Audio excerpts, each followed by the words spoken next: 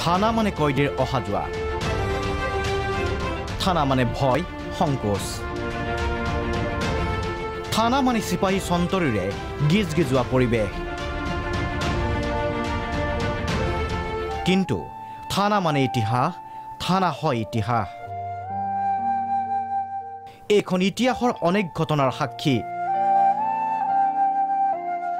একালৰ দৰং, পিছলৈ শোণিতপুৰ, বৰ্তমান বিশ্বনাথ জিলাৰ অন্তৰ্গত এইখন চতিয়া থানা।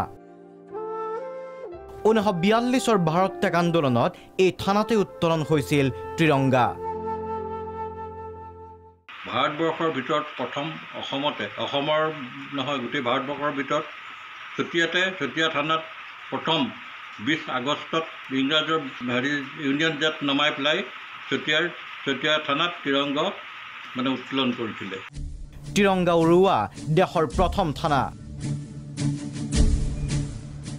এইখন চতিয়া থানা এতিয়া ঐতিহ্য সম্পদ।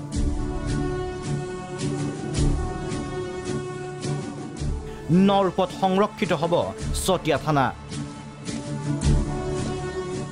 সোমবাৰে প্ৰত্নতত্ত্ব বিভাগক প্ৰদান কৰিব মুখ্যমন্ত্ৰীয়ে।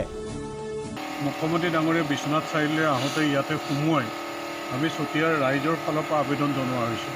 ইয়াৰ প্ৰতি সন্মান জনাই তেখেতে ইয়াক সংৰক্ষণৰ যিটো ব্যৱস্থা কৰিলে, পুনৰ নিৰ্মাণৰ যিটো ব্যৱস্থা কৰিলে, তাৰ কাৰণে চতিয়াবাসী ৰাইজ কৃতজ্ঞ। আৰু অহাকালে নিজ হাতে তেওঁ উন্মোচন কৰা যিটো পদক্ষেপ গ্ৰহণ কৰিছে সেইটো আদৰণীয়।